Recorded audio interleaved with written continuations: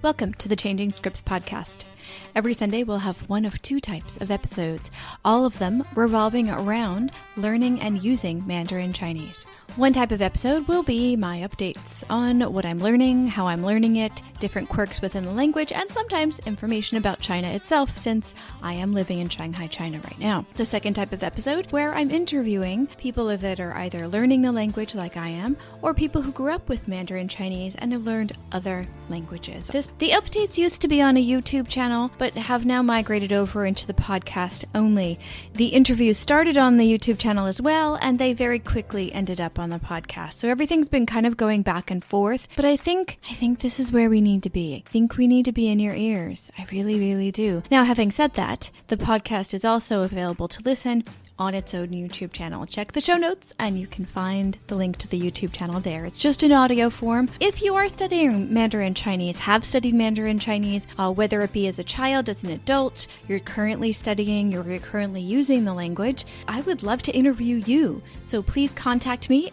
Also, I'm happy to announce that we now have an Amazon affiliate account. What does that mean to you? It means you can support the podcast without actually spending any extra money. In the show notes or on my Weebly account. So if you go to Steph-Fuccio, stepfuccio.weebly, weebly.com, go all the way to the bottom, you'll notice that there's an Amazon button. Click on that, and that'll bring you to my own very personal podcasting affiliate account with Amazon. Here's how it works. You just click on that link, shop normally, pay, get your items, be happy, and I'll get a tiny percentage of whatever you ordered. You do not pay anything extra. You also don't get a discount, but you get to support the podcast without doing anything super especially different. I greatly appreciate your support. I have one fancy new microphone, but I could use a second for my guests, and my computer is very quickly dying, and there's a lot of podcasting conferences, to be honest with you, I'd love to be able to go to. But since this is a passion project, kind of need some help with that. So that's what we're doing. I'm setting up some affiliate accounts and hopefully getting some sponsors soon, and hopefully we can make the podcast even better with each passing season. Having said that, there's a few ways that you can feedback about what you hear in these two types of episodes, in any given episode, actually. If you go back to that Weebly website that I mentioned earlier, stepfuccio.weebly.com, go to the contact page and you will see a bright orange button.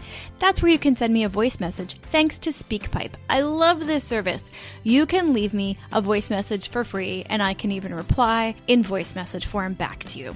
Let me know what you like, what you don't like, questions you have about the episodes, life in general in China, learning Mandarin Chinese, anything that you're curious about related to what we're talking about on this podcast. Thank you very much for supporting the podcast in any which way you can, and I look forward to your feedback. And again, if you know anybody learning Mandarin Chinese or interested in Chinese culture, especially modern Chinese culture, please do pass on the podcast. These kinds of podcasts are passion projects. They're created from a place of deep interest, and they need to find other people that have those interests. And the best way to do that is word of mouth. So you can go fill out an Apple Podcast review if you really want to, but honestly, I'd much rather you tell a few of your friends about this podcast, especially if you know they share this similar interest. Thank you so much, and let's dive into the episode.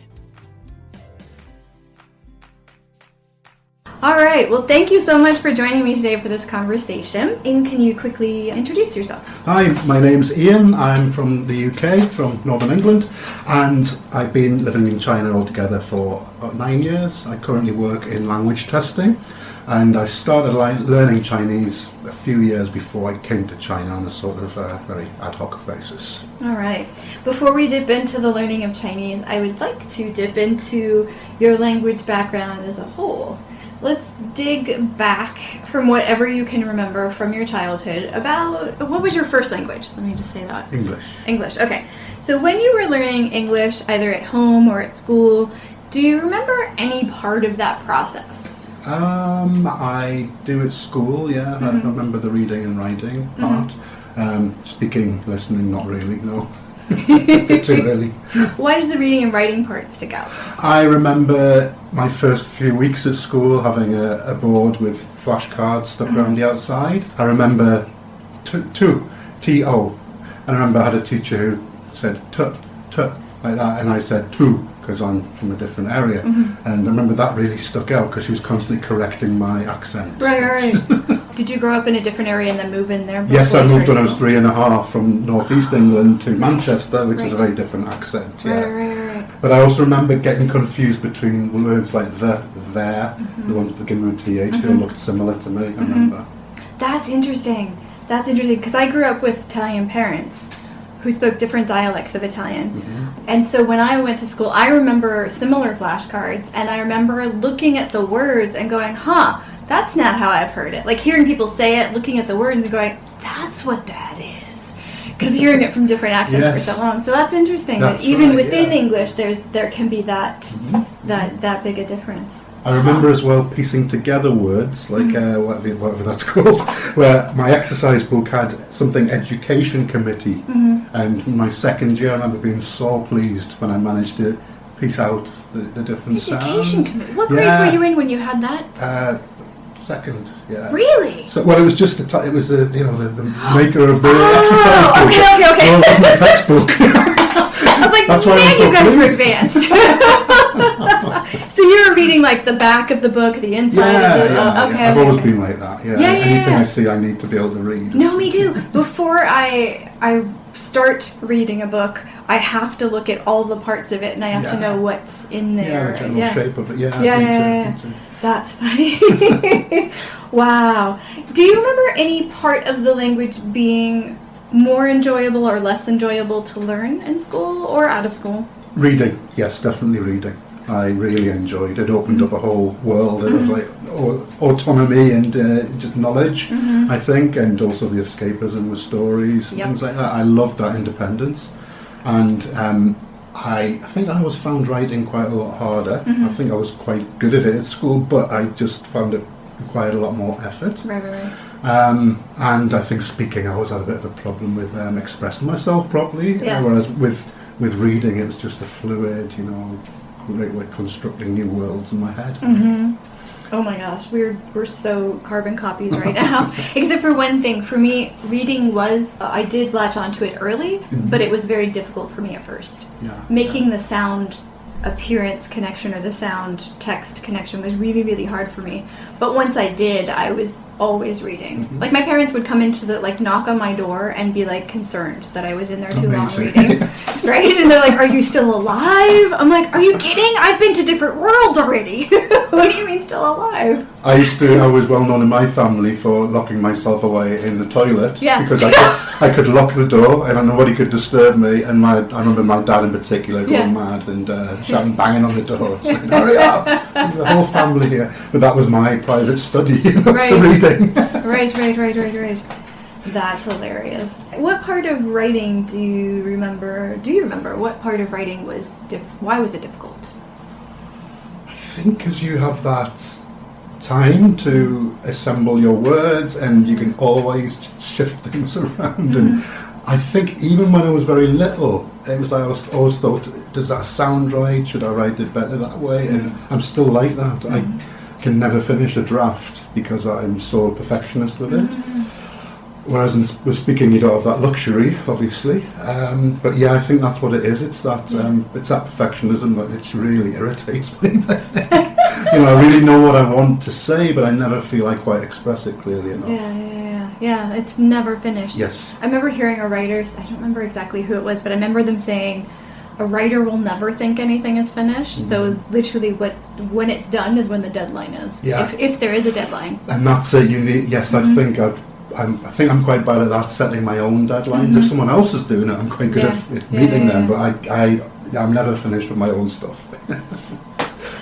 You mentioned one of your teachers in primary school. Do you remember any of the methods that were used, in addition to the flashcards, any of the methods that were used to teach the language?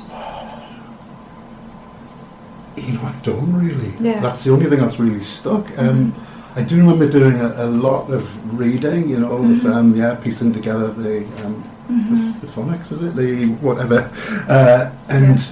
Reading things out loud. But I think I was quite quick at getting the reading, so I've forgotten the process, if you know what I mean. Yeah, no, me too. I do remember the sound emphasis on things, but once we got to whole chunks of words and sentences, I don't remember it. Yeah, that's it. anything. I remember some of the Yeah. books we had, and we had series, graded books, and I remember really getting into them. I just really loved the stories, but I think that's when I really learnt was, Wow, during I'm that jealous. phase. The graded books we had were so, the content was so boring for me. Yeah. It wasn't until, I got a library card and then was, checking my own stuff out Ah, that I was okay. like, okay, this is cool content. The stories were just so, I know they were made for kids, but they seemed so, not colorful at all. They were Right. very dull and, matter-of-factly. I feel like they didn't get into the heads of kids. They were Yeah. just writing about kids Right. in yes, the stories. Yeah. So, We certainly had some like that, Yeah. which were quite dry, but I remember others getting really quite into yeah. Oh, that's cool. But it was that thing of, the first library experience and all that, I think was, that was when it got really exciting. Oh, yeah. library experience. I haven't even been asking that as a question. That's a really good point. Do you remember when you started to get into libraries? Yeah, I remember my dad taking me, it was probably that same year actually, Yeah. the second year's primary, and he introduced the whole concept. I remember it was a Monday night, it was winter. Oh my and God, you remember that? He took me, and I was fascinated by the whole process. Yeah. What is it? What does it do? And he told me how many books I could choose, and got me my card, which Yeah. really was a piece of cardboard at the time. And I was just fascinated by the whole checking out process. Yeah. And to me, that was all. I think I love processes like that. Yeah. Learning about a new system, and Yeah.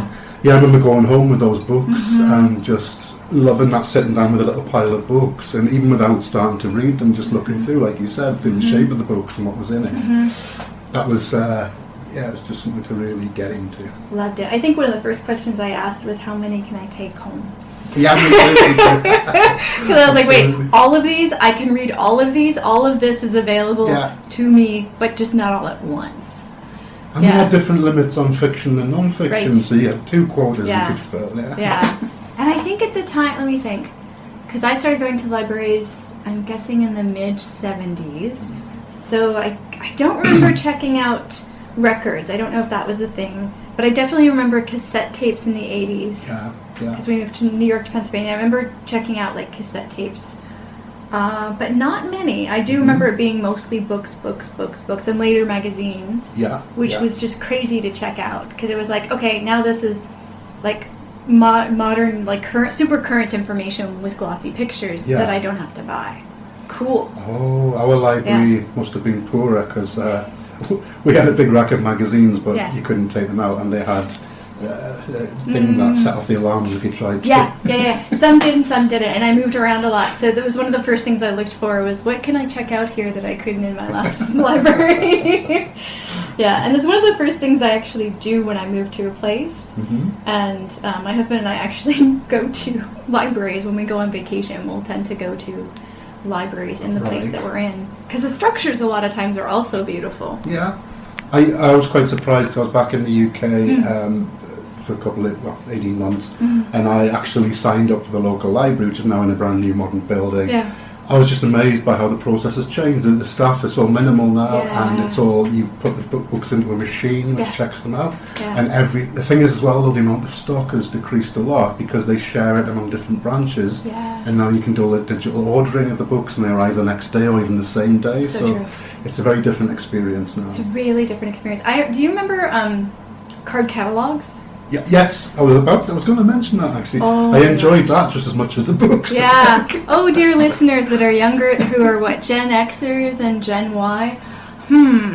How would you describe card A catalogs? very long drawer, very long drawer. Yeah. And very narrow with index cards. Yes. And you went through with your fingers like this and looked for, and they would tell you which branch often it was held at. I don't know about you, but ours was shared among one local authority area. Yep. Yeah. So you'd find it and go, oh wow, they've got this, get so excited, but you had to do a lot of manual searching to find it. You did. And that's how you search, no computer whatsoever. That was, oh my gosh. I remember the last school I was doing my PhD that I didn't finish, they had those cards, they were recycling them, so by the computers, they had those cards as scratch paper. Yeah. And I was like, oh, no, it was like card catalog cards. These are so exciting. So I started to take a bunch of them in my backpack to use them in classes and stuff because they're great mini note-taking things, and they had this meaning that I know my students didn't get, and they were just like, oh, it's tiny paper. I remember as well arriving at university, and we had a great library at university, and it was full of research papers and journals. And I remember they'd just taken delivery of their first CD-ROM drive, which cost about £4,000 or £5,000 at the time, I think, for CD-ROM. And their entire catalogue had been put onto a series of CDs, I believe. But you had to book time on this one computer. I think it was allocated in 5-minute slots or something. What? And in that time, you had to quickly search them. But the feeling of that was amazing. So all of these, probably millions of journals and things are all indexed onto this one disc. Do you ever wonder, like, if you were growing up now with the internet and mobile phones and tablets and all this stuff, do you think your love of reading would be as strong? I've wondered about that actually, because I just wonder about the sort of perseverance aspect. Yeah. Because even now I find myself skipping between things, and you've got to try quite hard to focus. That's why sometimes you use a Kindle instead of iPad to read, because you can't do that as easily. And I do remember that feeling of there being very little to do apart from pick up that one book or those several books. And even if you got sort of sick of it, put it down for a few minutes and pick it up again, because there was very little else to do, to be honest. So I think that did sort of teach me certain things about concentration, focus. Me too. And one level, I think I could have gotten into things sooner because I grew up in a small town. So I feel like I would have had access to more stuff sooner. But on the other end, I really worry about, not my attention span so much, but just, would I have sat in a corner and read stuff online like I did books? Would I have gone off into that world that was just starting in those paper pages and then kind of continued with whatever my brain was doing with it? I remember things like, I would see someone else at school had a library book, and I'd think, I want to read that as well, but I'd have to wait for them to check it back in. But that anticipation meant once you did get it, you made sure to read it. And also certain series of stories, it was, it's almost if you had the freedom just to download them whenever you wanted them, you might dot around between them and that's so true. Not follow things serially in such a way. And not having the physical books around. Like, I have tons of stuff that I have to create reminders for things that I have saved digitally that I want to go and remember to read. That's right. I'm like, wait a minute, what? So much choice now. It is. It's a bit overwhelming. Well, we don't have to consider it because we're not actually going to come back right now, but as different people. But it's something that I think about, like looking at, like when I was teaching freshmen, looking at them and going, what would I be like having grown up with the stuff that you had accessible? What would I very much shapes your experience of growing up, I think. It does.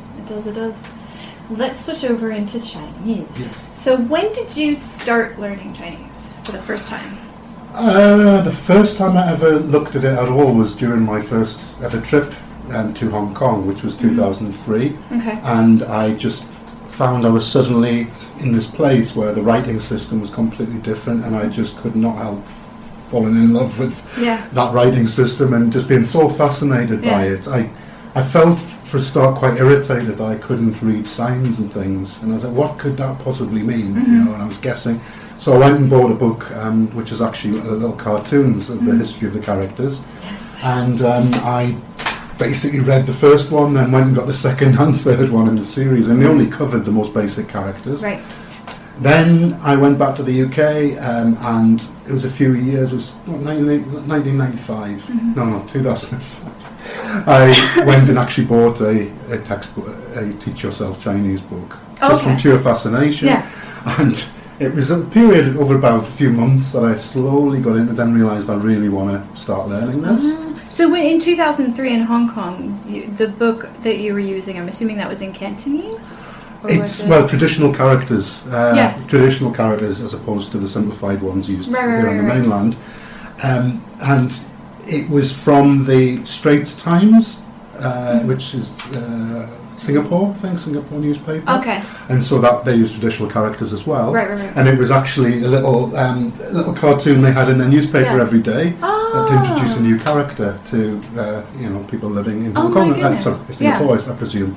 And it's called Fun with Chinese Characters, I believe. And there's 3 books in the series, and yeah, that's kind of what got me in, because it was colourful and funny, and it was quite an easy way to just look at the... to be honest, a lot of the meanings, derivations were made up, I think, for entertainment, but they helped you to, you know, to remember them. Absolutely. And yeah, after that, once I started getting into the actual colloquial Chinese textbook, which was my first one, which I actually found was a really good book, I was driving quite long distances to work as well, and I started listening to the CD, the dialogues on there. And you're doing that in England or in China? That was when I was in England. Oh, okay. And at that point, I had no plan to come and live in China. It was just because I found it such a different language. I think that's the key thing. Yeah. Because I'd studied French and German at school, but Chinese was just a whole new world. You know, it was a very, very different language, and I think that's what just got me interested. With French and German, did you get to a level that you would consider fluent in those languages? Not fluent, no. I did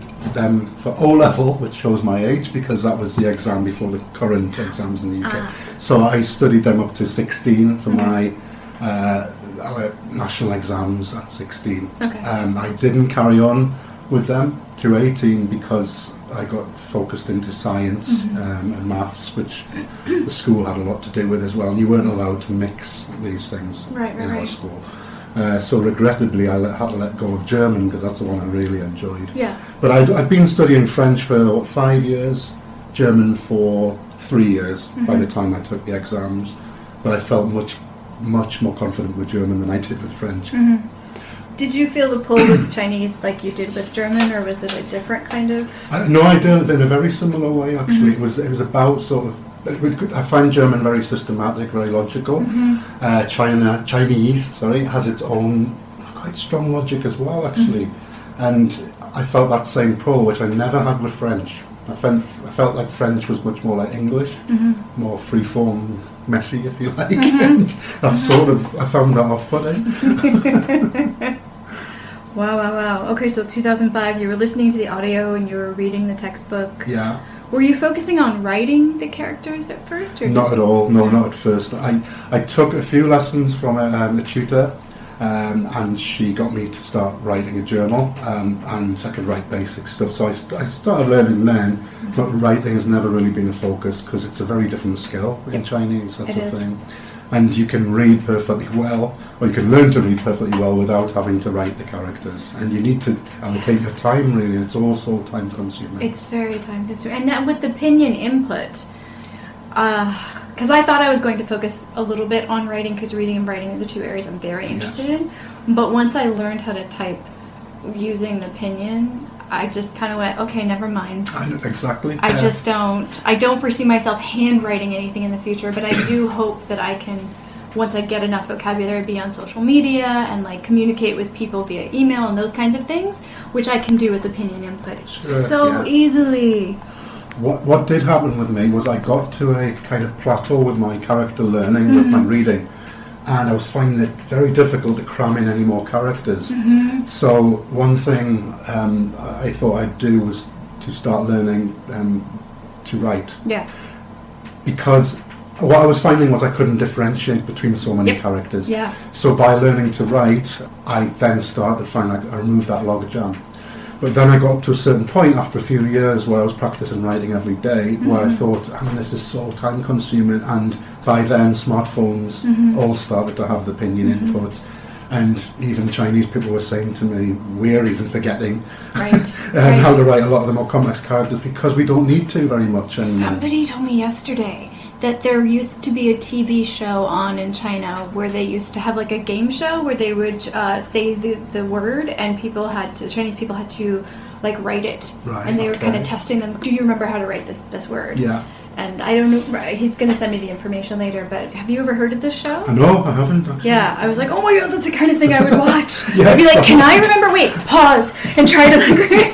Yeah, I can imagine that. Yes. Do you feel like that would be necessary at some stage of learning the language, that there would need to be an emphasis on writing for a little bit to get past that, the recognition part? It helped for me. It was a sort of scaffolding thing for me to get past that barrier for whatever reason I reached that barrier. But I know so many people who are very good with the language who can't write Right. at all, so I don't think it's necessary. Right. But just for me, it was. Yeah. It's something that's worth trying, I think. If you're enjoying this conversation about the Chinese language and would like to participate, if you're studying the Chinese language or if you come from the Chinese language and have learned other languages, either perspective is actually both perspectives are greatly appreciated on this channel. Let's have a conversation. Let's tape that sucker and let's get it into this podcast. Contact me. And let's etch out the details on how to get you and your valuable language learning experience onto this podcast. All of my information is in the show notes. Also, all over social media except Facebook, I am Steph Puccio, STEPHFUCCIO. That includes Gmail for my email, Twitter, Instagram, Tumblr, and LinkedIn. So I look forward to hearing from you. Okay, so let's keep going with that chronology. So you're listening to the audio, you were doing the textbook. What was the next stage of your learning? Listening to the audio, doing the textbook. I was working my way through characters.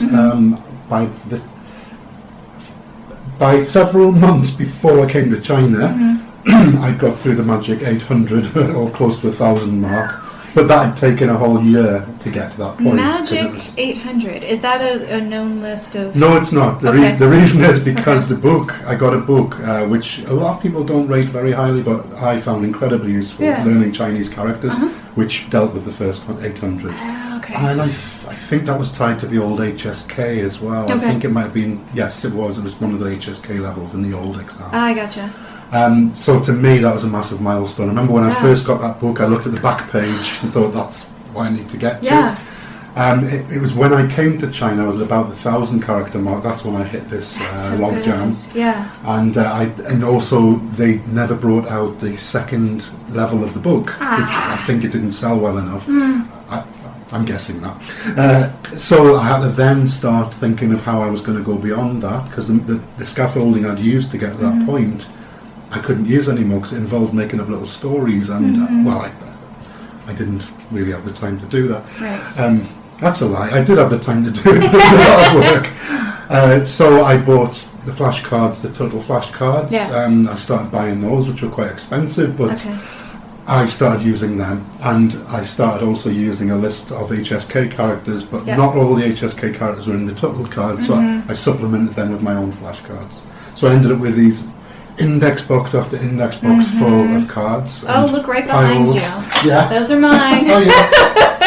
And I used my own SRS system as well by putting the ones I knew to the back, and every day I sat.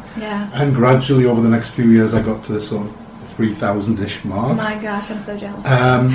But some people said, you're doing it all wrong, there's much more efficient ways to do it, but if it was working. It did, but with me, that was at the expense of my spoken language, because I used to just sit and go through these cards. Eventually I moved on to using software to do it instead, but I got very little practice actually speaking.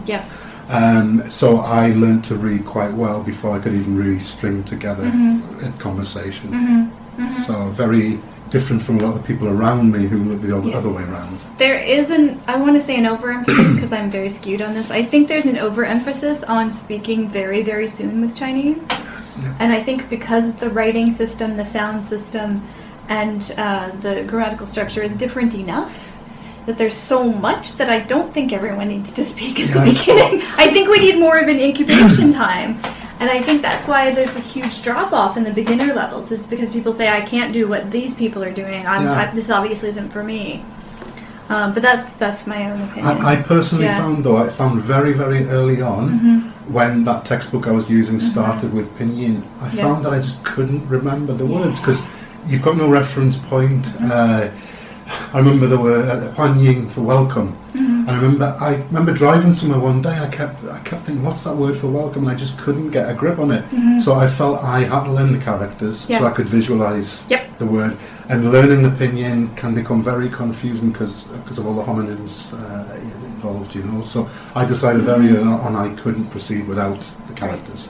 For me. For sure. I want to, and listeners, if you know anybody like this, I want to find somebody that learned Chinese before pinyin. Yeah. I don't know if that's possible anymore because that was that was what, 1950s, 1960s or something. That's when that was introduced. But I really, really want to find somebody who didn't grow up with the language who learned it without the pinyin, because I'm very curious if that would be. It would be harder at first. Yeah. But would it be easier to not take it away? Because that using pinyin and then taking away the pinyin can be a little painful. And the other something I'd like to add there, though, is the short time I actually went to a language school, which was about 4 weeks in Beijing. I went there, and the teachers there were very adamant that pinyin was not to be used. So we had a bunch of people there who'd been living in China for several years and could speak quite well. Right. But then the teachers were insisting on writing up characters on the board. And when people were saying, I can't read that, they were getting quite annoyed. They were saying, pinyin is artificial, you shouldn't be using it. Right. Whereas for people it was certainly a crutch that they'd been used to. And they were told to go away and write a journal for the next day. And it's like, they couldn't, because foreigners learning as adults is very different from the methods that Chinese children use. Obviously. It is. Well, and they're apparently using pinyin with children too. Yes. Yeah. So I think it's again though it's used initially and then quite quickly taken away. Disused, Maybe that's it. Maybe it's just used too long. Yeah. Because I'm doing, this is my HSK year, because jumping straight into graded readers and things with just a basic knowledge was too much. So I'm literally just using HSKs 1, 2, and 3 materials to just get me enough vocabulary to use the content I want to use. Yeah. So I just finished 2 and I'm working on 3 to take in December. And in HSK 1 and 2, they have the pinyin and the Hanzi, except for the transcript, which they have just in the characters. Yeah. For the listening, the transcript listening. But everything, including the test for 1 and 2, is pinyin and Hanzi. And for 1, I do think that's probably helpful. But for HSK2, you're talking about almost the entire first year of a language. Yes. Yeah. That's a long time to get used to having both. And as much as I tried to cover it up when I was practicing, it's there. It's so hard. It's such a problem. I mean, there is this very good series of abridged readers of well-known Chinese stories, very well graded, but they put the pinyin in between every line of characters, and it is so distracting. I mean, and I read an article on this recently where someone was saying, well, our eyes are drawn like magnets to the pinyin because it's a familiar script. Exactly. Whereas that doesn't happen with Chinese people. Apparently, they don't get drawn to the pinyin; they get drawn to the characters. Right. So the publishers, I think, seems like they didn't quite get that, but they did start releasing a plastic grid that you could slide over the page. I have that in one of my graded readers. The trouble is that to me, it's not realistic. It's not. It becomes a pain to use. It's a massive pain. And if you take notes on the stuff that you're reading, like I do, you're holding the grid and trying to take notes, and it gets. Then you're just always off, and you're covering the wrong thing, and it's just. I even find this is a self-discipline problem. I even find I slide the grid down slightly if I get stuck, so I can see the pin. Yeah. And it's like, oh. And then you see the next word when you just wanted that word. Yeah. And what's great is recently Pleco Dictionary released as an add-on the same readers. They're purely in characters, and now I can finally read them in electronic form. Yes. And I've started really quickly reading those books because the pinyin isn't there as an audience. Wait. Backtrack on this again because I love Pleco. The add-in does what again? The add-in, you can actually buy the whole series of graded readers, and you can read them in the Pleco reader. So you can press on any character, and it pops up in the dictionary. Oh my god! It'll even you can use text to speech as well, so it reads the stories out. You've just blown my mind. So you can practice your listening and then check the text over. Yeah. And they do that with the readers, that series of readers, and also the Chairman's Bow articles. That you can buy packs of those, and they're in the reader, which is a very good reader as well. That's so good. So that's been a bit of a godsend. Oh my god. I'm collecting the resources I want to use after December when I'm done with HSK3. Because I noticed last year when I was starting to try to read is that a lot of the lower level materials started at 3. There was very little content for HSK 1 and 2 level, which is definitely where I was. And so I was like, okay, I'm going to do HSK through 3, and then I'm going to pick my next material. Because I'll have all this beginner stuff, which really isn't beginner stuff. But so no, that's amazing. Yeah, because I don't want to see the whole line. Yeah. I want to see that one word. It's off-putting to the extent that I was giving up, because it just, it's hard enough plowing through the reading, and it can be enough of a battle without having a distraction, Yes. basically, which is what it was. Yeah. It was like a voice whispering in your ear all the time. Yeah. And like you, I like the look of the characters. I like what they're. I don't know. Mine kind of move around a little bit. They have some fun. They like dance and do different things. Anyway, they're fun. And so I don't want to break from that if I'm on a roll with words and I know what I'm reading. I don't want to break from that and go back to the script that I know very well that's very boring. Yes, I think especially if you're doing extensive reading of the, if you're deliberately trying to read something quickly for fluency, and opinions, just wrecks that whole process. I don't think it's as bad if you're actually going through doing the intensive of trying to understand most of the stuff. I think. Yeah, like scanning would be definitely hard to do. Yeah, exactly. I'm not at that level where I can scan yet. I really have to sit down and really read a sentence to know it. But I imagine that would be, very distracting. What would an equivalent in English be? Putting Chinese characters on. Right? There was a gentleman there was a TED Talk and he had this whole project where he made because basically Pinyin's an interlanguage between or that bridges people into Chinese from English, right? Or from a Romance language that uses Latin script.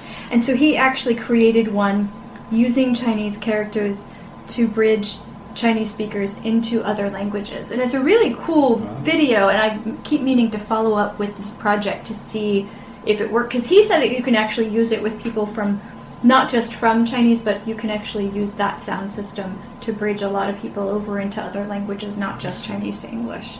Or Chinese to Romance languages. But I haven't followed up with it, because I'm a bad person. But that's similar idea to IPA, or? Similar. Yeah. But apparently right now, because going from English to Chinese, we have Pinyin as the intermediary step. But going from Chinese to English, even though they're familiar with Pinyin, it's used very differently than English. Like Pinyin's of Chinese, and so it's very syllabic. It's very short parts to it, and English comes largely from French, which has those crazy long misspelled things that you don't say. So they're like looking at the English going, I don't know how to say this. Right. So there isn't any real intermediary step. I don't know. So I know a lot of their books in China, a lot of the textbooks in China for English have the IPA representation in there. So a lot of the students I've dealt with, they know the IPA quite well. Actually, they know it better than many foreign teachers here, because we don't use IPA generally. We're aware of it, but we don't fluently use it, I don't think. When I was teaching full-time, I got in the habit of using it. But if you put it in front of me now, I'd probably struggle with a few of them. But I found that my Japanese students and my Chinese students really clung to it, because they do have a phonetic understanding of this means this, let's go. Whereas, I can't imagine English speakers clinging. Although Pinyin is kind of that, but it doesn't have the tone.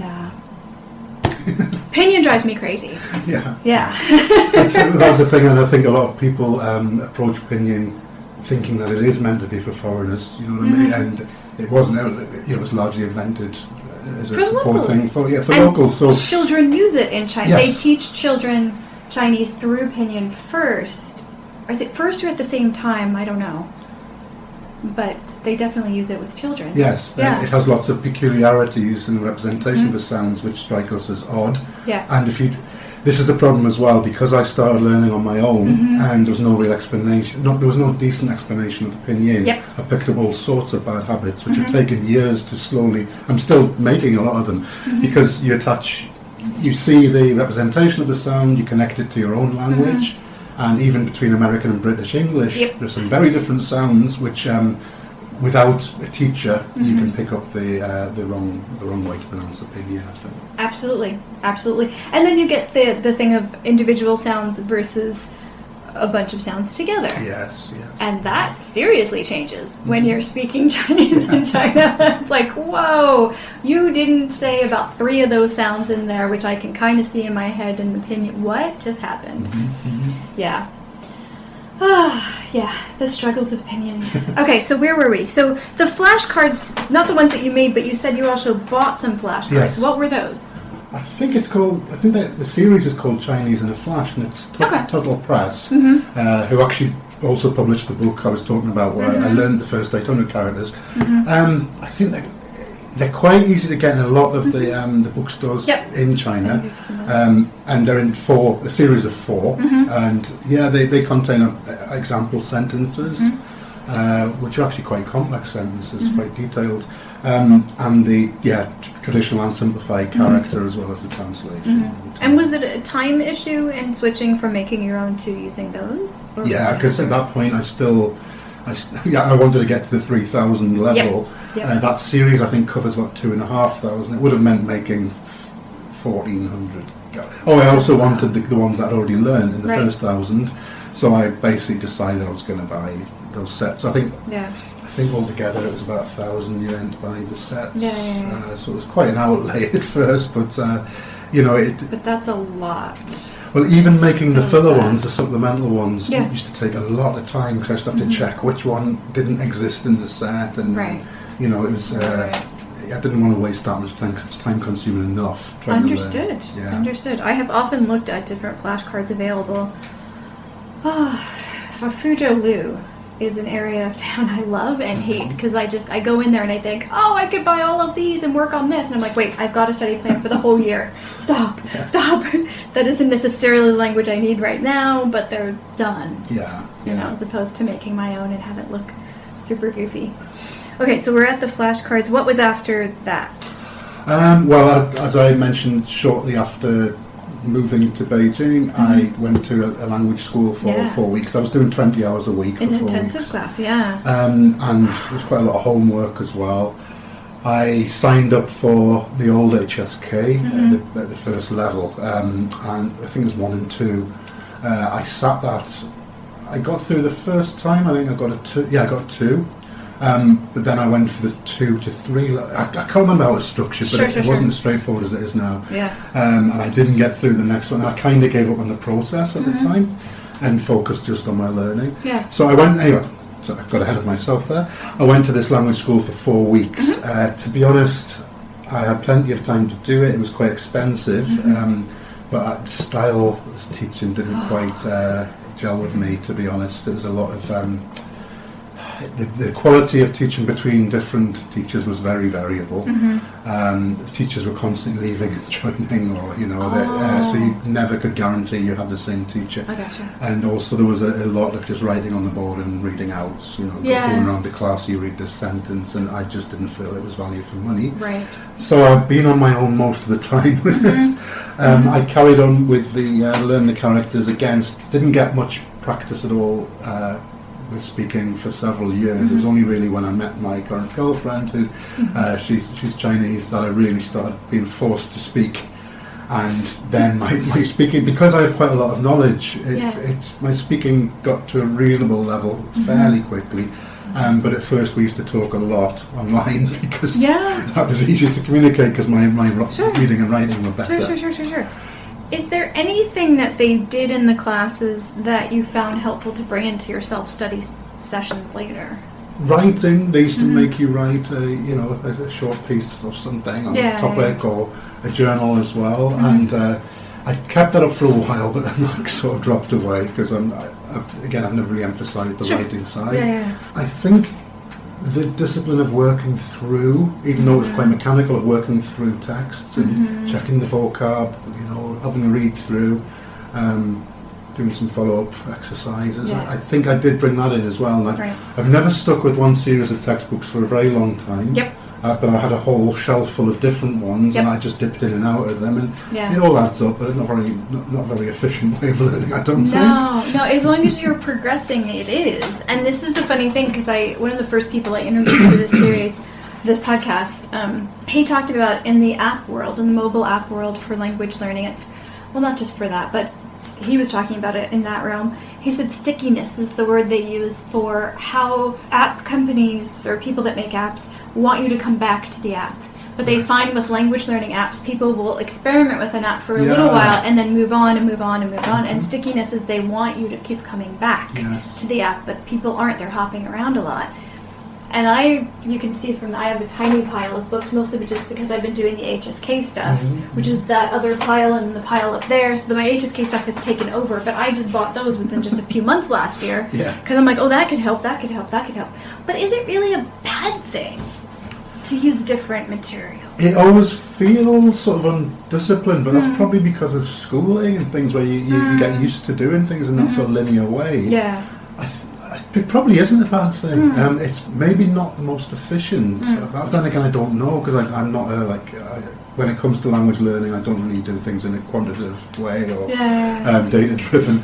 So I just know that I have made sort of steady progress over the years. So, but I probably could have done a lot more quicker if I'd been more organised, I think. I don't know. It's such a marathon going from English to Chinese. It's such a marathon that it's like they're taking time off and doing things slower sometimes and faster sometimes. It seems like a necessity in a way. I think one of the issues with Chinese as well is because the different disciplines or skills are so separate, the reading, the writing, the listening, speaking, that I find that I'm doing a certain amount in one direction, one skill, and then I'll move back to the other one, and I keep topping up the different levels, but the trouble is certain stuff gets left behind as well. But it's more of an intuitive thing, like I need to do a bit more listening practice for a while now, and it's more driven by instinct or difficulties in my everyday life that I want to improve upon. And I don't think, if learning French and German, it was a more integrated study.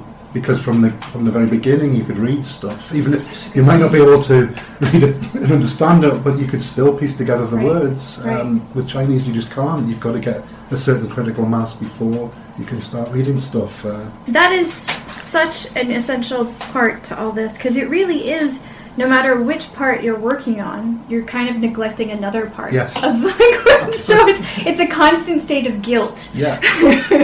Of study guilt or something. Have you made peace with the study guilt, or do you No, do you constantly just does it chip away at you? It does chip away at me. I also feel guilt that I could be so much more structured, and that would help me. I just, because I'm working as well, I do the Chinese as a sort of sideline, and I've never bothered to get a infrastructure in place for learning. I do it more by the gut thing, but maybe that's not so surprising when you're working as well. And the thing is, even as structured as Chinese is as a language, it's still a language, and there's going to be an ebb and flow in what you can comprehend and do and all that kind of stuff on any given day. That's what I was going to say actually, was that I find the Chinese, for example, you've got the logjam of the reading, that you need a certain number of characters to be able to even piece together sentences. So to get to the point of being able to read a newspaper is quite a challenge, and that's always what I aim towards for a long time. I can now read newspapers fairly well,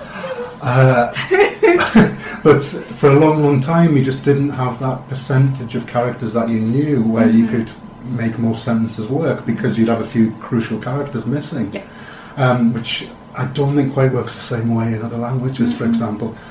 Also, with listening, I find a very similar things happens in Chinese because of the number of homophones. I find that a whole sentence, if I don't know the context, it could mean any of dozens of things. And because it takes a while, I think, to get sensitive to the tones are what makes the difference. Because if you can spot the tone patterns in there, you've got a clue to what the words are. Now, all of these things are what makes it so different. But also means, yes, you constantly have this topping up of the different skills, and you get a logjam in one until you get past the level. Now, that's a very vague way of talking about it, but that's how it feels to me. No, that sounds exactly true. That sounds very, very, very, very good. Newspapers, funny enough, is one of my first goals, because my overall goal is like reading, and listening will come later. Listening and speaking, although I'm working on them, are not my main goals right now. And so I thought that newspapers would be kind of like a first step. Now that first step is going to take me about 2 years to get there because of the complexity of the language, but that's my first step. I'd like to move over into social media, but then we've got slang and all kinds of stuff, and that's just much further down the line. With the newspapers, that was always one of my goals, was to be able to pick up or go onto a website, a news website, It took a long time to get there, and despite all of my practice with reading and getting good in reading certain types of things, newspapers remained elusive, and part of the reason is the formal language, which there's a lot of classical Chinese connections in there with written language. You know, is it the words themselves or the historical references? It's a lot of it's historical references, cultural references, the four character idioms, for example, which are used quite a lot in formal newspaper writing. That's still a problem, and I think always will be. But it's also, yes, it's the use of different lexis for the written language compared to the spoken language, and a lot of that goes back to classical Chinese origins. There's also just more advanced language, obviously, that's used in newspapers, but there's also just chunks that appear in newspaper writing which you don't hear or you don't come across in textbooks. Right. And the strange thing is, when I was back in the UK, I took a bit of a break from my Chinese learning, but then I sort of started missing it, and I went online and started reading some different sources which were more readily available in the UK for newspapers, and I suddenly got into the reading, and I found myself reading for several hours at a time. It was just different kinds of articles available. And suddenly my reading just took off in a way that it hadn't, with all the graded practice and all that kind of thing. And that's when I found I could start picking up an article and at least getting the gist, or even more, for the first time. Can I ask what you were reading? That was. I was reading the New York Times because it has bilingual edition. Yes, they have a and you can put the split pane up there, and you can get the English and the Chinese next to each other, which is incredibly useful, because I would try to read it first in Chinese, then read the English, then go back and fill in the gaps where I'd got it wrong. So that was incredibly useful. Also, I do use the chairman's bow, which I found really useful as well.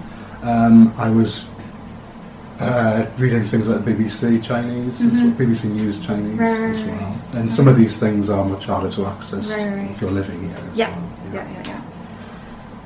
Oh, yeah. 2 hours at a time. On a good day. That's, oh my gosh. It's quite tiring. I read 15 of the, because I read the transcript before I listen to the listening itself, and those are 15 in HSK2 and 20 tasks in HSK3, and that takes me about an hour, and I'm brain dead after that. And that's not a lot of language. So wow, 2 hours straight without stopping, listening. I found that I really got into it, but it was also a different variety of material, I think, as well.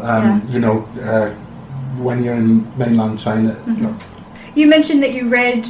You mentioned you were reading in the Chinese language in texts that weren't necessarily from mainland China. Can you tell us some of the places you were reading in the language? Yes, I came across an article, a long article on the New York Times, which was an American returning to Hong Kong for the first time since the handover after 20 years, and looking up an old acquaintance who I believe was an artist, who at the time they couldn't speak together, they couldn't communicate, but they became the best of friends in the bar.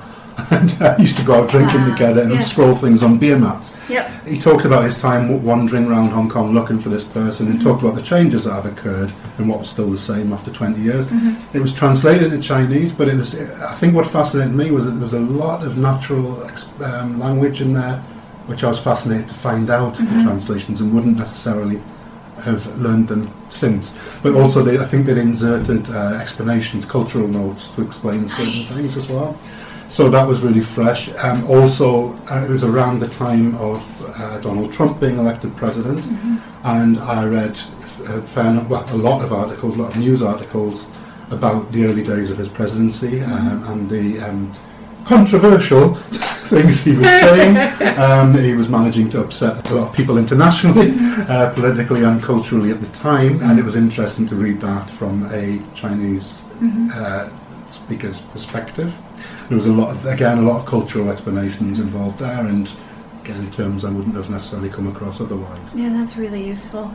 And these are all accessible online behind a paywall, or are they free? Usually? I believe New York Times, for example, I think you get a certain number of articles a month. Oh, sweet. Yes, Yeah. I think that's true. Things like, you know, the BBC Chinese news, that's free, for example. Yeah. Those are some of the main ones I use. Nice. Let's pick up on the timeline again. So you had the intensive class, and then you've been self-studying since that, right? Yes, I had a short spell when I was teaching at a university where I had some free lessons where I joined international students for lessons given by the Chinese English faculty. Ooh, do I want to ask you about that? How were those classes? To be honest, there was only 2 levels available. There was a beginner or the next level up, and I did learn stuff from it, but a lot of the stuff was old ground, and a lot of it was chanting in a group. Oh, okay. And it was going through a textbook which was extremely rigorously structured to the same in every chapter, which is often the case. And we would sit there chanting the vocab list first, then it would go around 20 students who all had to read out the dialogue one after another. It didn't suit me, and it was at the end of a long working day anyway, and it was a 2.5 hour session, so the whole shape of it just didn't really work for me. Right. I was getting drips of useful, refreshing information out refreshers out of it, but it just wasn't enough payback to warrant an investment. So yes, I've been pretty much on my own since then. What have you been using to self-study during that time? For my character learning and words, I actually use Scritter in a bit of an unconventional way, where I turn off the writing thing, just use it as an SRS system. I used to use Anki, and I still do sometimes. But I don't know, I think it's because Scripter's got a lot of built-in example sentences, which I became quite familiar with when I was doing the writing. And I go back to that quite regularly and clear my backlog, but not often enough. I use, as I said, I read the Chairman's Bow. I've always been a user of Chinese Pod, probably for the last 13 years or something. It's still a great resource. There's Do Chinese, which I used to practice reading at different levels. There's some different stuff on there, like for example, the high-speed train announcements, which you become very familiar with if you're travelling on Chinese. Oh my god, that's really useful. They have those. They have it transcribed and with audio, and I found that quite fascinating. That's so cool. Again, it's actually spoken in very formal Chinese, not everyday colloquial Chinese. So I've always found it quite difficult to follow.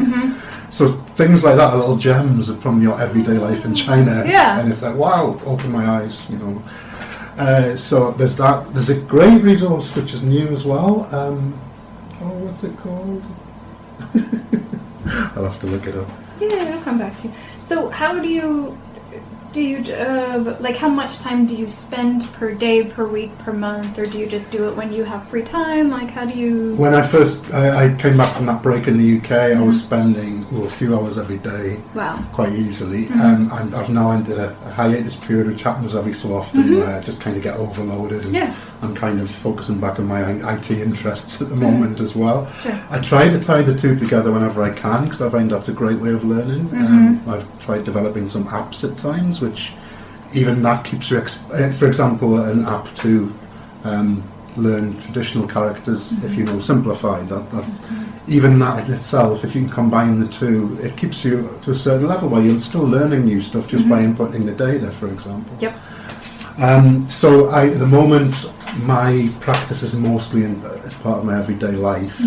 I'll pick up a book quite regularly, several times a week, and read through some grammar notes or an article online. But a lot of it's just every day, talking to people I know, or just listening to other people's conversations. Exactly. You're at the point where, and you've been at the point for a while where you're using the language every day. So it's like, you don't need to calculate that, because that's just happening. That's just a natural And I read signs everywhere all the time as well, and I look up characters I don't know, which happens every day. So that's part of the immersion thing, I suppose, which I'm relying on more at the moment. But I know I can feel it coming back already. In the next few weeks, I think I'll be spending more time again on it. It comes in waves like that. Yeah. Again, I think it's kind of necessary, especially living here in it. I know a lot of people have this dreamy version of immersion, like once you break through, then it's just super easy because it's around you all the time, but it really needs to be comprehensible input. You need to understand what you're seeing and hearing for it to be repetitive and helpful. And also, I mean, in China you have so many different, dialects and accents, and you'll find that you're trying to listen in, but then you can't even work out where the people are from. Or let's talk about Shanghai, shall we? Can you hear the difference between Chinese and Shanghai? Sorry, Chinese, Putonghua and Shanghaiese. Oh, I can definitely hear the difference, and I can even sometimes, even if we're not in Shanghai, I can say to my girlfriend, "Is that Chinese?" And she'll say, "Oh yeah, that's good," but sometimes it isn't. It's something else. How would you describe the difference between the two? Because I still can't hear the difference, but my comprehension of Putonghua is still here and there. Like I can hear just a few words. That's a very good question. To me, I sometimes... this probably isn't even a thing, but I sometimes get it confused between Shanghainese and Korean.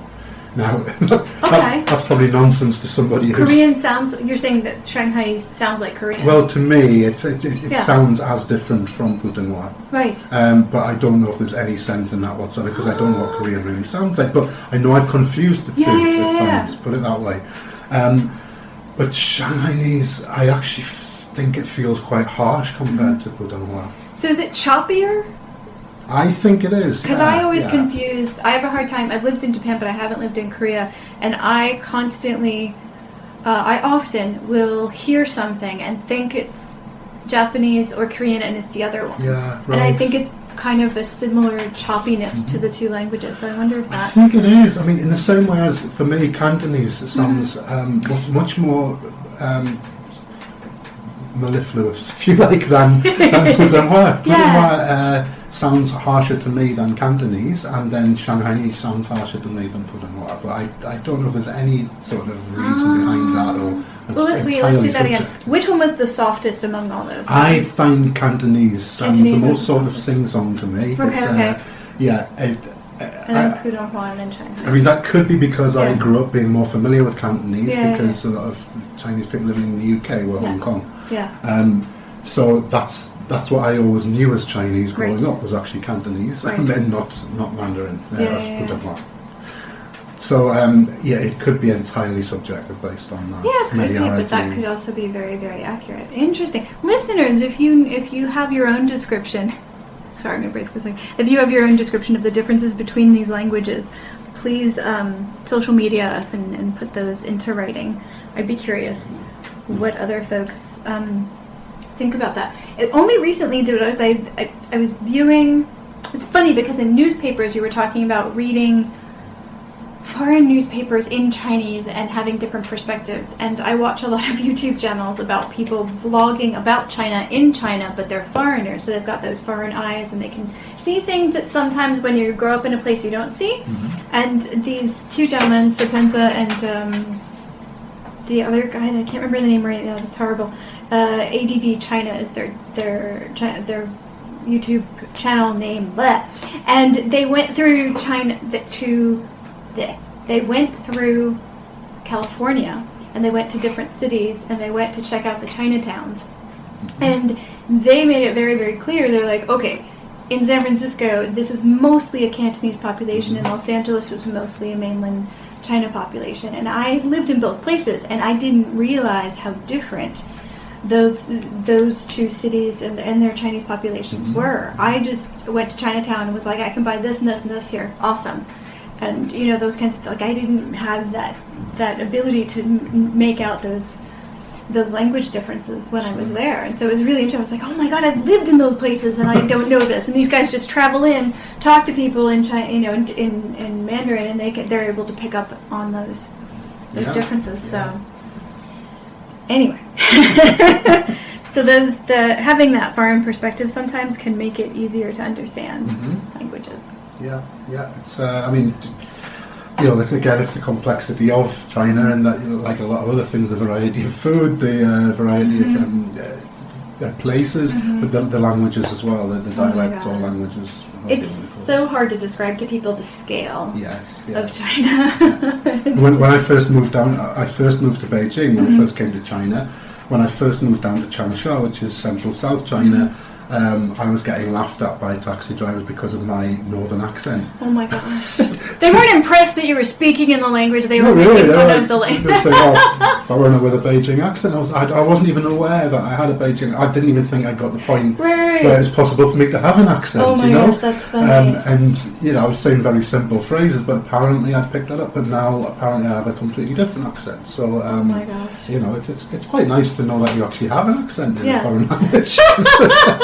That feels like some progress. That does. That is. Oh my gosh. I always just think I must sound like a small child, That is hilarious. If you're enjoying this conversation about the Chinese language and would like to participate, if you're studying the Chinese language or if you come from the Chinese language and have learned other languages, either perspective is actually both perspectives are greatly appreciated on this channel. Let's have a conversation.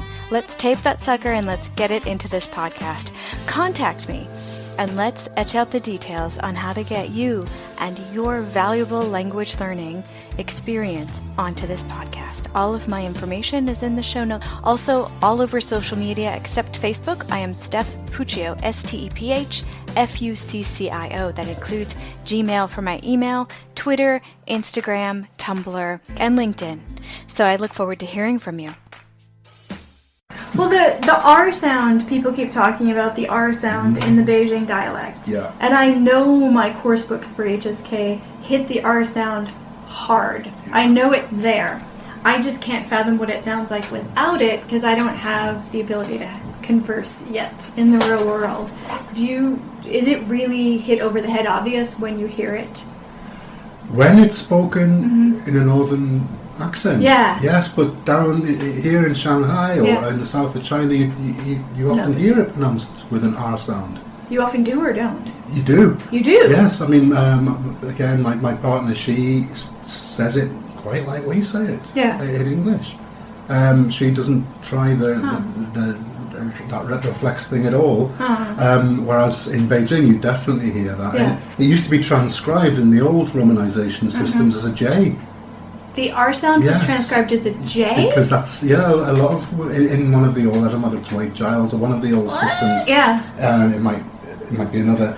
Yes, they actually because that was a better representation, they thought, of the Beijing region R. Doesn't it sound like an R sound? Or it's a kind of buzzing Can you think of a word or phrase that would demonstrate that sound?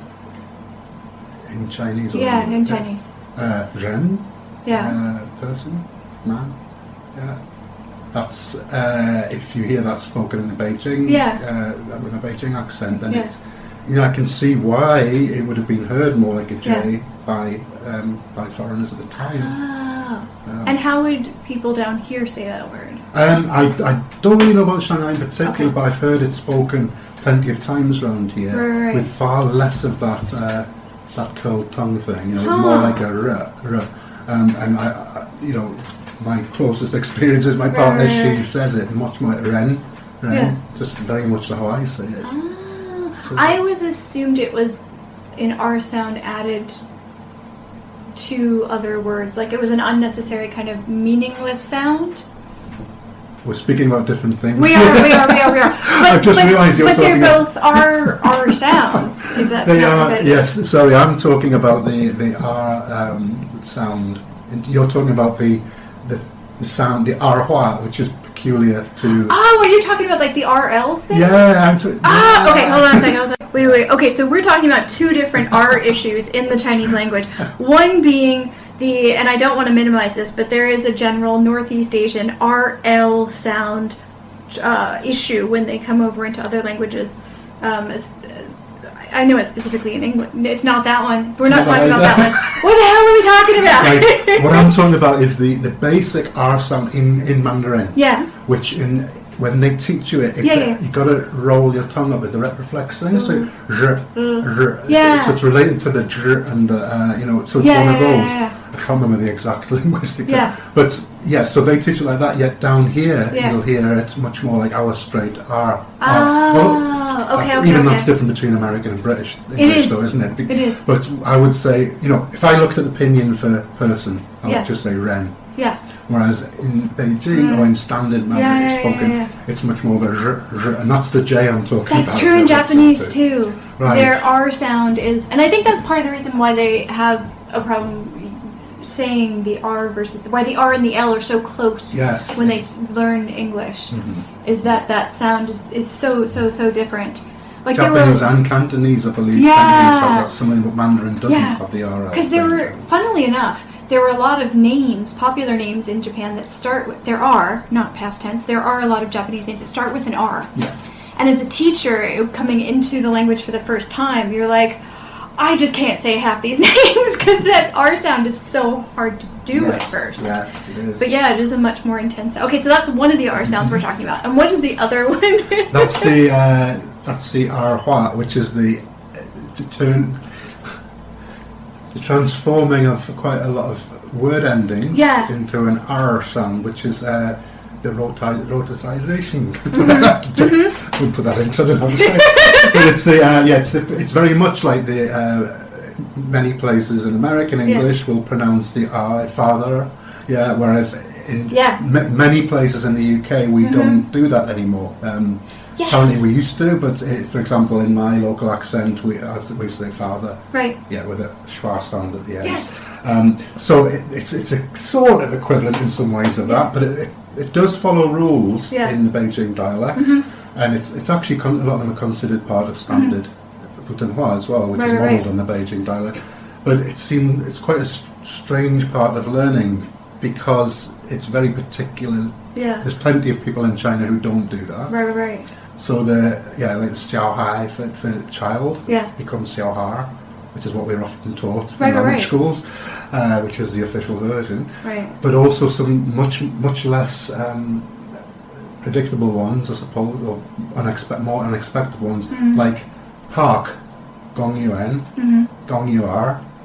Yeah. So there's plenty of destinations in Beijing where you ask the taxi driver, they'll actually correct how you'd expect it to sound into the Arhua version. And more surprising ones still, like Pinza for bottle, pier, I believe, which really shocked me because I didn't know what the guy was saying at all. Oh my gosh. So it's not an added sound, it's part of the original sound, but it's just not said in most parts? Well, they convert some endings, which in other places, for example, that yuan becomes you are. Yeah. So they convert that yuan ending into a... I'm no expert in pronunciation. No. You're explaining it probably the best that I've heard so far. Because I did make the rhotic R comparison early on between English and American English and British English. But it feels like more than that now. I think, yes. To me, it feels much more of a jump to do that. And I feel strange doing it outside of Beijing, yet it is officially the standard. Right. Do people...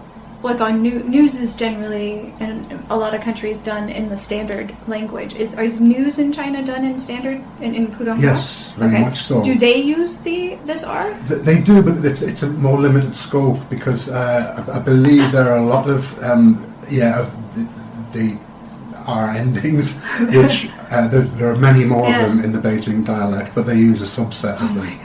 And I think things like what I just said, the word for bottle, I think that is that. I don't think they would say that on the news. It's very much a local thing, and it varies by region of Beijing. Even I believe, Of course it does.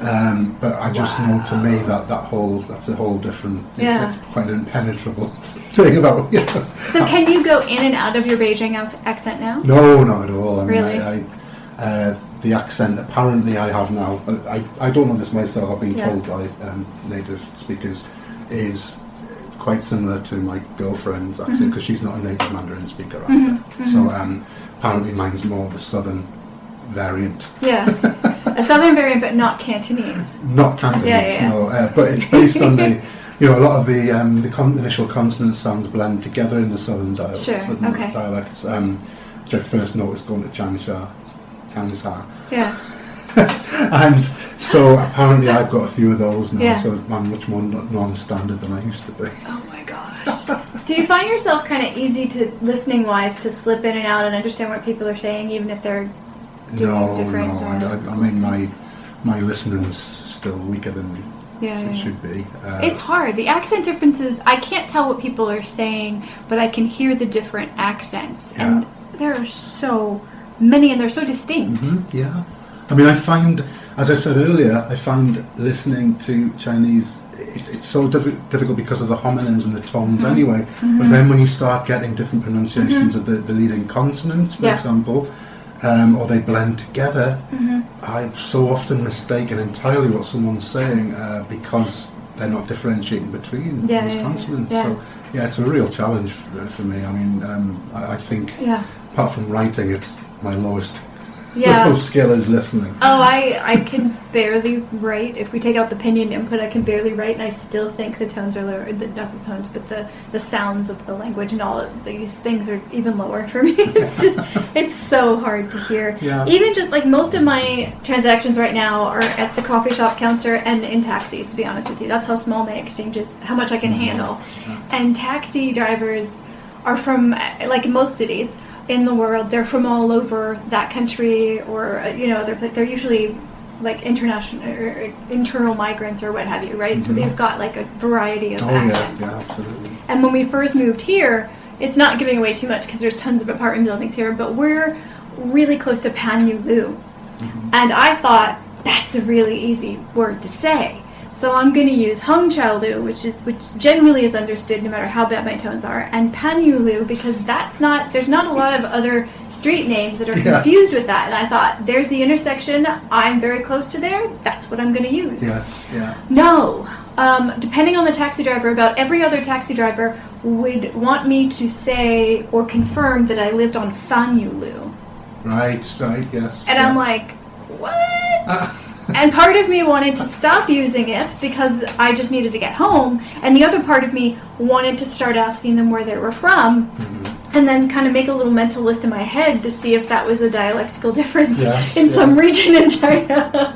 Well, I think many people, expats living in China, or whether they've studied Chinese or not, will have the same frustration about the difficulty of being understood at times.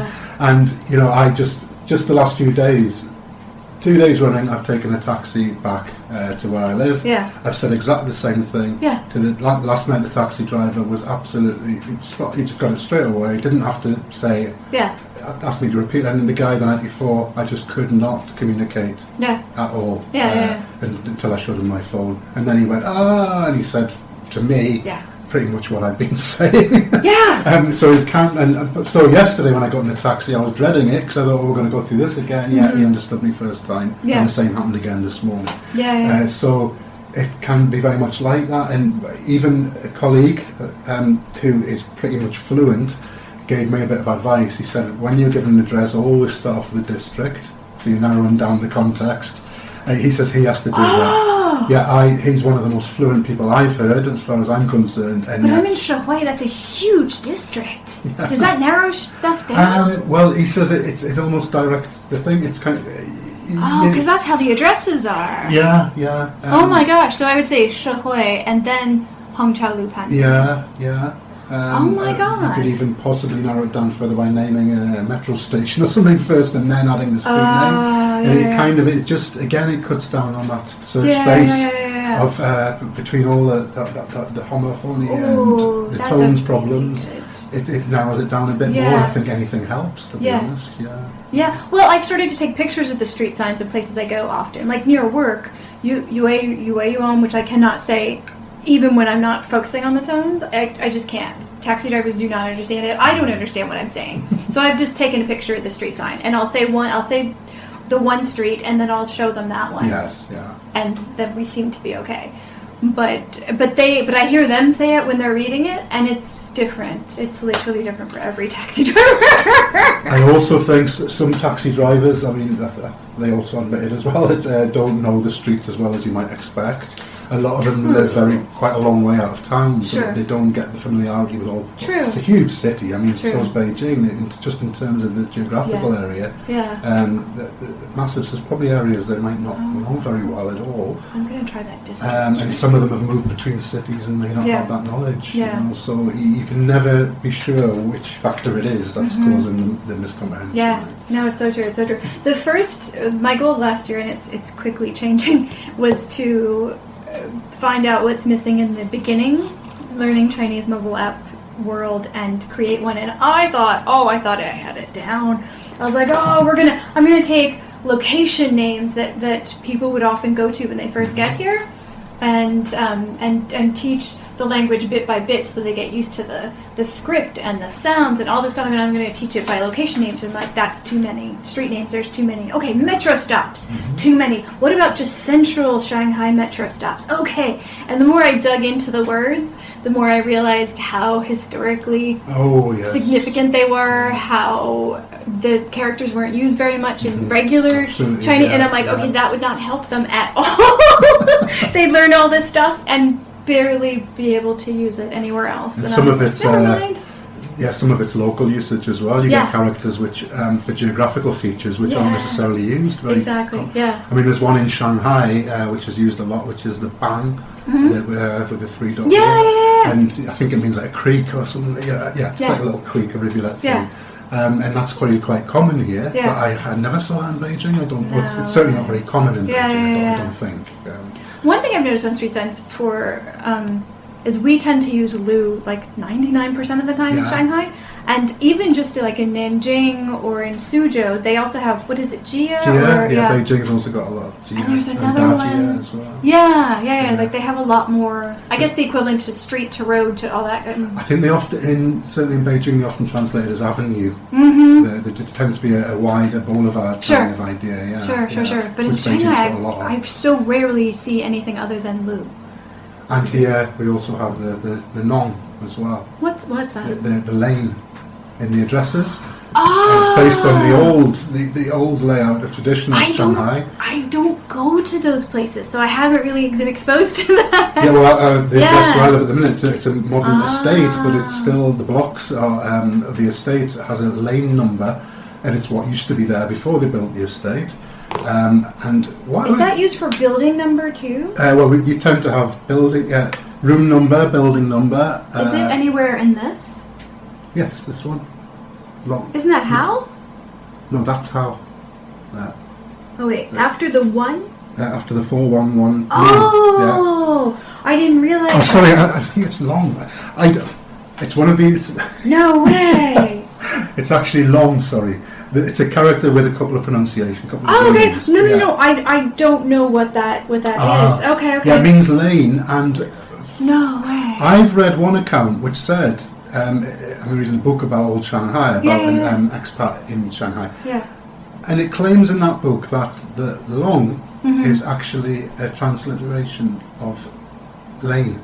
Because a lot of old Shanghainese has got English terms built in with approximations, and because that is also known, that character. Yeah. So apparently that I didn't even know that. We were just looking at my address, which I'm clearly not going to read online. But but yeah, I didn't know what that meant. Yeah. I just have a version of it, so I can copy it over and buy things online. But So, I didn't know even those addresses, even though everything, Wow. so much of Shanghai is now modern tower blocks Right. and estates, it's still the address system Yeah, is based yeah. on the old lanes and. Wow. Yeah, because we're in a complex, but we're not technically in a lane, like lane house lanes.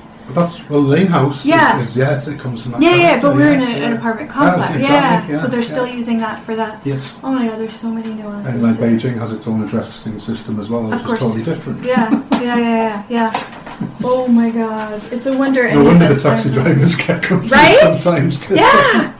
And I was going around the town when a friend of mine who used to live in Beijing was here, and we were taking DDs and talking to taxi drivers and stuff, and I was giving intersections because I feel like that has been when it's understood, the most effective way to get them to go to that area, and then I can direct you left, right, and all that kind of stuff.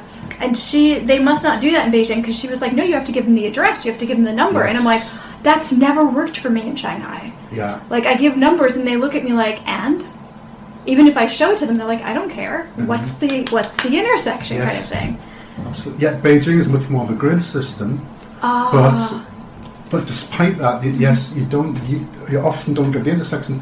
They have this sort of block system. I don't know what it's called formally, but the postal system, you have a whole area of several blocks which has a name, which I think probably relates to the old sort of village name. Oh my God. And then you have numbers Yeah. within that, which are kind of, I think, like square or rectangular areas. So you can have a number of one of these sets of blocks, but you can't necessarily predict where that number's going to be within. You just know the general area. And the amount of times I got lost in Beijing because of that. Oh my God. But you need to kind of have a mental Yeah, map yeah. of where these various things are. And did you know this going in, or did you learn this by No, default when you were there? learned it by moving. At first I couldn't understand what Yeah. our address was. That makes so And much then more it sense. gradually started to understand. I think a lot of the names in Beijing are Yeah. based on the old the families that lived in those areas, or something like that, or functional Yeah. trades that were carried out there, kind of thing. Oh, yeah. It's quite disorientating to life, and even things like addresses work in very different Oh, ways. yeah. And those really are those functional moments where you just want to get that task done, and that task oftentimes is just getting home. Yes, it is. Yeah, absolutely. Oh my gosh, there's two more things I want to touch upon briefly before we finish. I know that you're reading a book on Chinese script. Yes. Can you kind of talk about how you got into that and what you, I don't know. Just, Well, one thing that has always frustrated me was that no matter how much my reading developed and improved, I still had no idea what handwritten Chinese was saying. And I was always quite baffled how I just could. We're talking about cursive script, basically. Yeah. You know, Chinese people will print characters, but very rarely. It's very rare to actually print them out, from what I've seen. So, for example, people I know would leave a note, a handwritten note, and I would pick it up, and I'd be able to recognise maybe a few of the characters, but often I was just baffled. Sometimes I couldn't even tell who'd left it. Right. So I was determined to try and improve this, but there's a complete dearth of information about it. But there's a book, Learning Chinese Script, I think it's called, and it was published in the 50s, I believe, and it went out of print. And when I was back in the UK, I managed to get hold of a copy of it, and I've been working through it, and now the differences are so apparent, because they're almost, certain parts of characters are almost written in a shorthand, Okay. which you have to know first that that's what it's trying to represent. Right. So I'm working through it, and it's very effective actually. But it's no wonder I've never been able to just pick that up, Yeah. glean it from people's writing.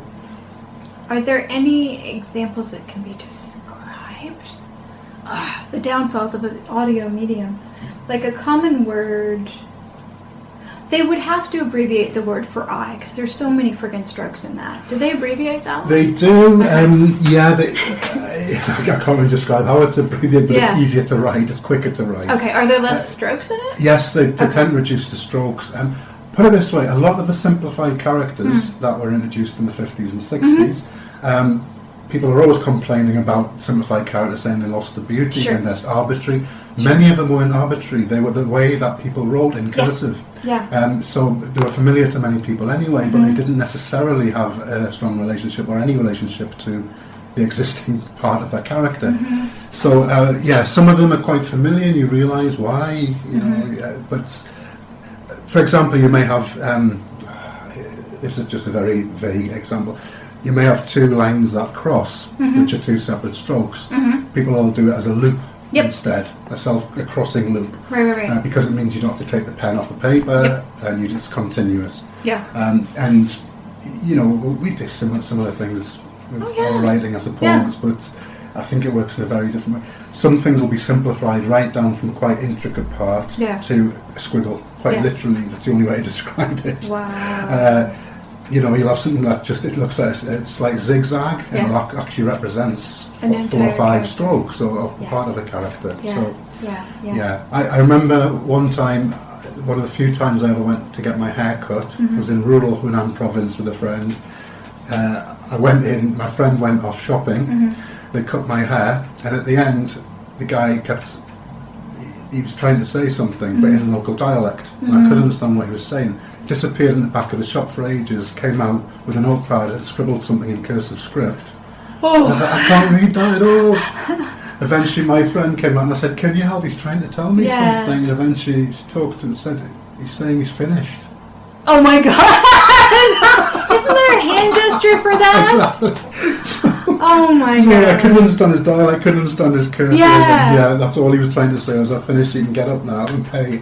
I love how he thought the written version was going to be easier than the spoken one. Absolutely, that's happened quite a lot actually. Yeah, you get people tracing a character in the air with their finger, which is very common. And for each between other, Chinese that speakers, if you grow up with it, that's fine. Yeah, but oh my gosh! Yes, to assume that you can understand Chinese writing before you. In my case, that's actually true. Setting up with cursive. But not with the cursive, because that's a whole other It's creature. a different skill again, yeah, unfortunately, yeah. So do you feel like you can read the script more now that you've been... More, but I'm halfway through the book, and the book only covers 250 characters. Yeah.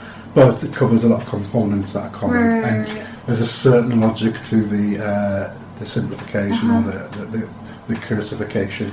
I wonder if there must be an equivalent for English writing. Yeah, I mean, put it this way, my dad, he learned like sort of copperplate handwriting in school, and to me his writing is very, very hard to read. And for example, my nephew and niece can't understand their granddad's writing because that was how they were taught in school, and it's changed so much. I suppose that uses a similar sort of coding. Yeah. I remember learning script when we moved from New York to Pennsylvania. In New York, we hadn't started cursive, which is the fancier version, right? And in Pennsylvania, they did. So when I moved in, they were already in the process of learning it. And like on day one, I was supposed to be doing the writing practice with everybody, and I was like, I've never seen this before. I don't even know. And I was a very shy girl, so I was just like, I'll just sit here and draw circles.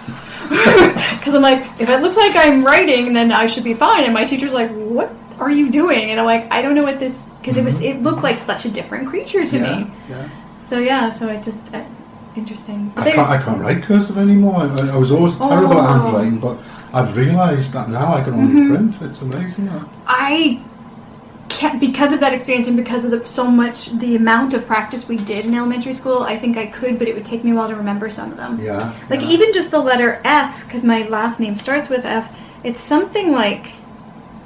Is it something like that? Oh my God, I'm not even... No, that's T, that's F or something, right? Really? I don't know. Like, it was so intricate, and I was like, dude, look, it's 3 lines. Why are we doing this? Yeah, that's It's so ridiculous. But it was, a few years after that, I think, is when they stopped teaching it, and everybody just went to script, or went to print.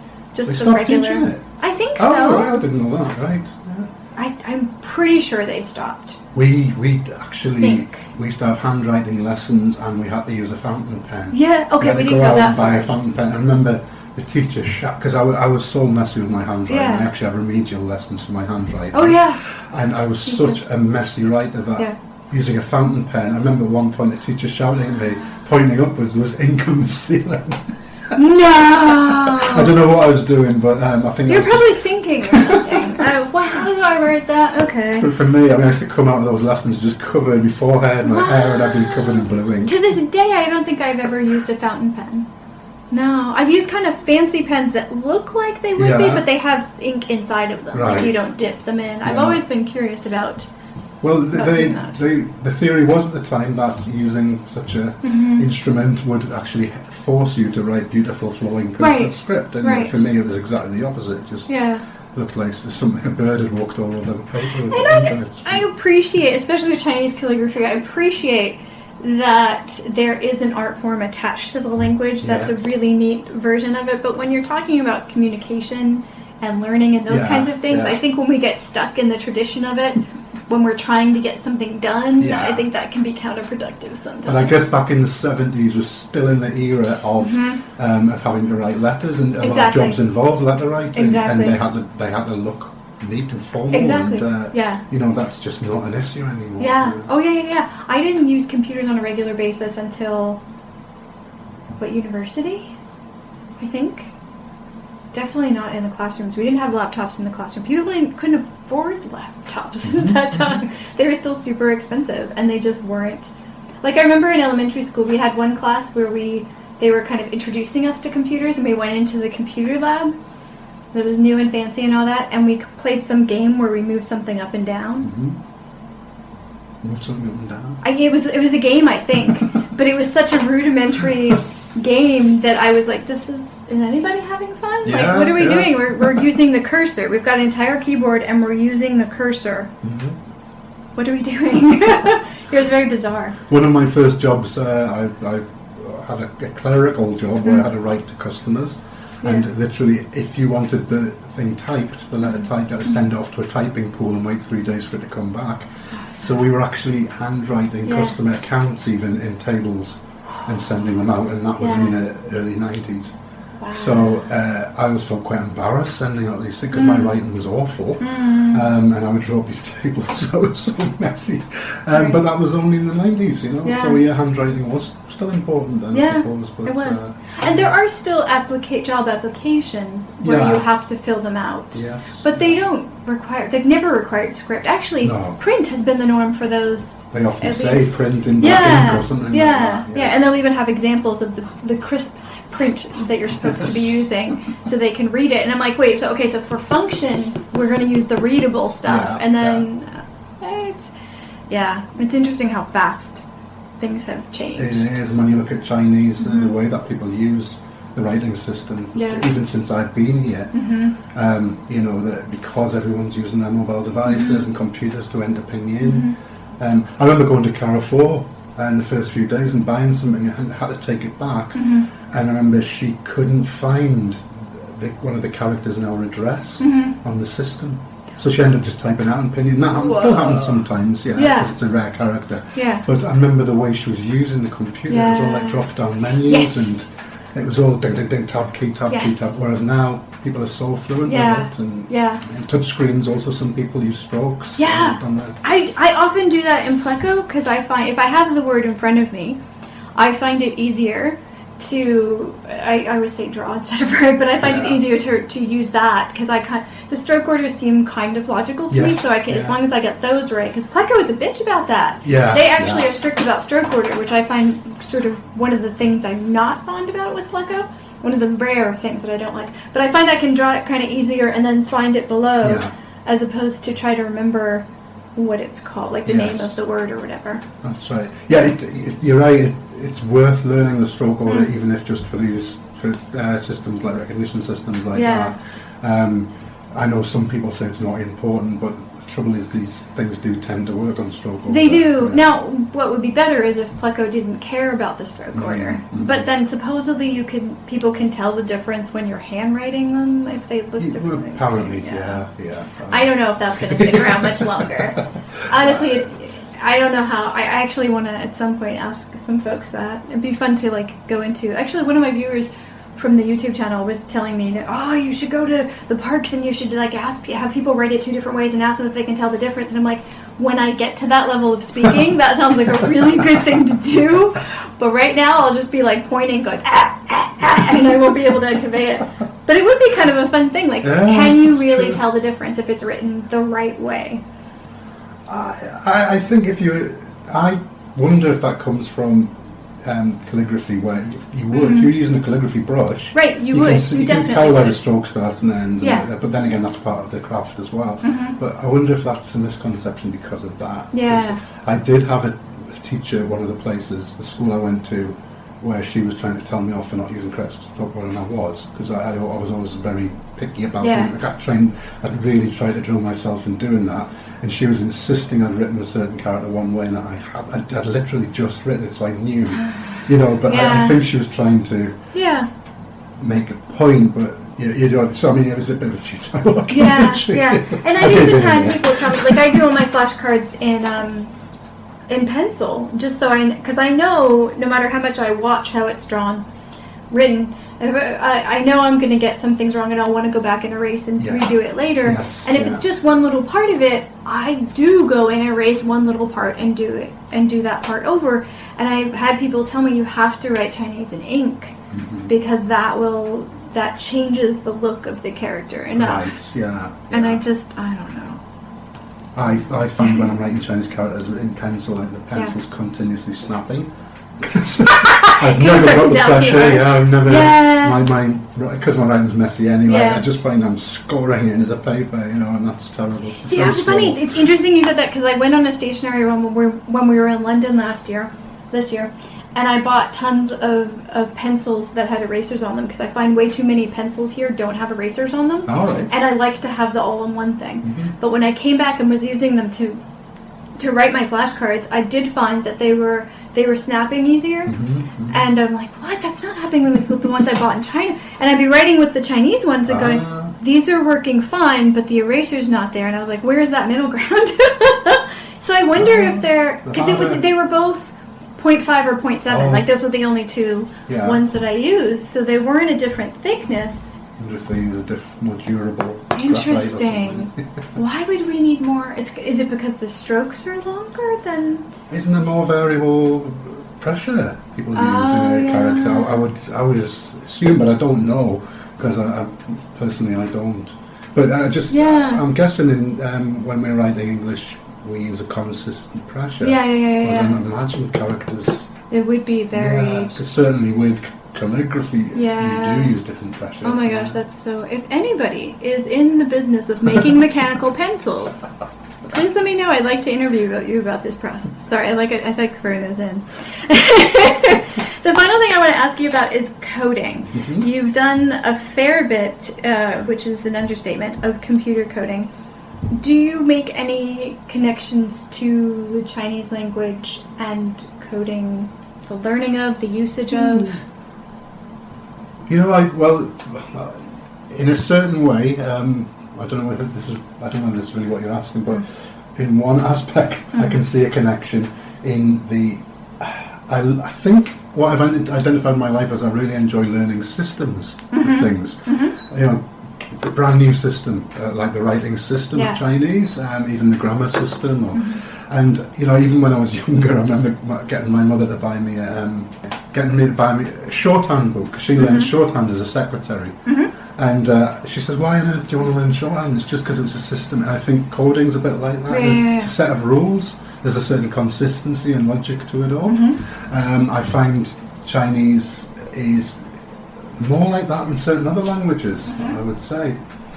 Thank you so much for listening to this episode of the Changing Scripts podcast. Again, if you are learning the Chinese language, or if you're coming from the Chinese language learning another language, I'd love to interview you for this podcast.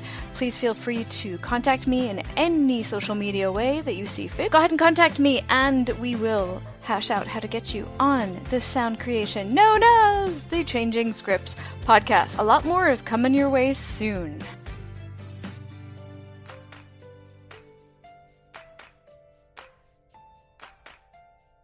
Membership fees apply after free trial. Cancel anytime.